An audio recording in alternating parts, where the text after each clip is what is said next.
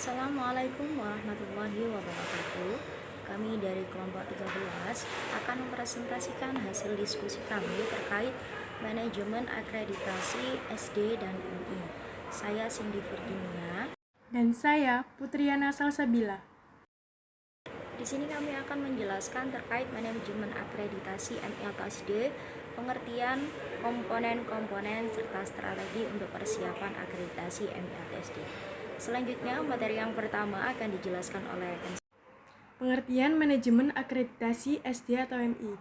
Manajemen akreditasi sekolah merupakan upaya sistematis untuk meningkatkan mutu akreditasi melalui pengelolaan yang efektif dan efisien. Penyelenggaraan akreditasi SD atau MI harus berdasarkan pada instrumen akreditasi satuan pendidikan. Akreditasi adalah proses penilaian kesesuaian suatu satuan atau program pendidikan secara menyeluruh, yang hasilnya dilaksanakan dalam bentuk sertifikasi yang diberikan oleh Badan Akreditasi Nasional Sekolah atau Madrasah.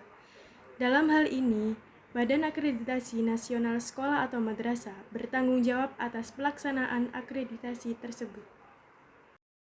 Selanjutnya, komponen akreditasi SD atau MI. Dalam instrumen akreditasi satuan pendidikan tahun 2020 difokuskan kepada 4 komponen utama, yaitu mutu lulusan, proses pembelajaran, mutu guru, dan manajemen sekolah. Setiap komponen memiliki subkomponen seperti yang pertama, mutu lulusan, mencakup karakter siswa, kompetensi siswa, dan kepuasan pemangku kepentingan. Yang kedua, proses pembelajaran, mencakup kualitas pembelajaran di kelas dan di luar kelas, iklim belajar di kelas, pemanfaatan sarana dan prasarana penunjang proses pembelajaran. Yang ketiga, mutu guru, mencakup kompetensi guru, pengembangan profesi guru, inovasi dan kreativitas guru. Yang keempat, manajemen sekolah atau madrasah, mencakup pencapaian visi dan misi, kompetensi supervisi, kepemimpinan kepala sekolah atau madrasah, budaya sekolah atau madrasah, pelibatan masyarakat, pengelolaan kurikulum, pengelolaan guru dan tenaga kependidikan, pengelolaan sarana dan prasarana, pengelolaan pembiayaan, dan pengelolaan kesiswaan. Pelaksanaan akreditasi sekolah atau madrasah dilaksanakan berdasarkan 6 prinsip, yaitu objektif, sesuai dengan kondisi yang sebenarnya berdasarkan dengan indikator-indikator yang telah diterapkan. Yang kedua, komprehensif. Penilaian kerja mencakup secara keseluruhan sehingga hasil yang diperoleh menggambarkan secara utuh kondisi kelayakan setiap sekolah atau madrasah. Yang ketiga, adil.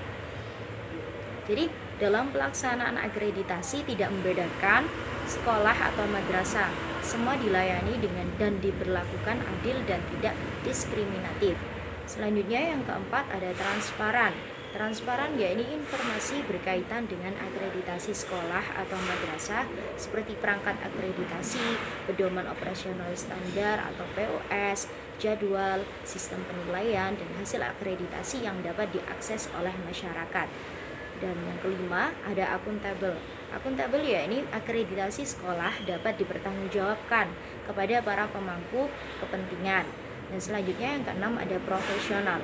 Profesional yakni akreditasi sekolah atau madrasah dilakukan oleh asesor yang memiliki kompetensi yang memadai dan terlatih secara integritas. Dalam pelaksanaan akreditasi sekolah atau madrasah, tentunya dibutuhkan strategi dalam pelaksanaan akreditasi ini, sehingga dapat membantu identifikasi terhadap mutu pendidikan. Ada beberapa tahapan untuk mengembangkan strategi persiapan akreditasi sekolah atau madrasah. Di antaranya, yakni yang pertama ada tahapan persiapan. Jadi pada tahapan persiapan ini, sekolah yang akan mengajukan akreditasi perlu menyiapkan persiapan penting, meliputi identifikasi kemampuan dan potensi sekolah. Hasil dari identifikasi tersebut dituangkan dalam bentuk evaluasi diri sekolah atau EDS. Yang kedua, yakni tahapan pelaksanaan. Pada tahapan pelaksanaan, semua pihak terlibat dalam menyiapkan dokumen akreditasi dan menjalankan sesuai dengan tugas dan fungsinya. Dan yang ketiga, ada tahapan evaluasi. Pada tahapan evaluasi, yakni menganalisis secara detail capaian yang telah diperoleh dalam persiapan proses akreditasi dengan apa yang telah direncanakan dan dirumuskan sebelumnya.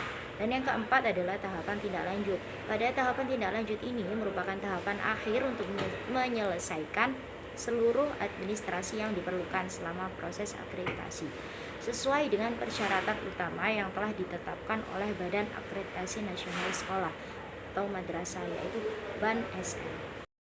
Sekian presentasi dari kami. Wassalamualaikum warahmatullahi wabarakatuh.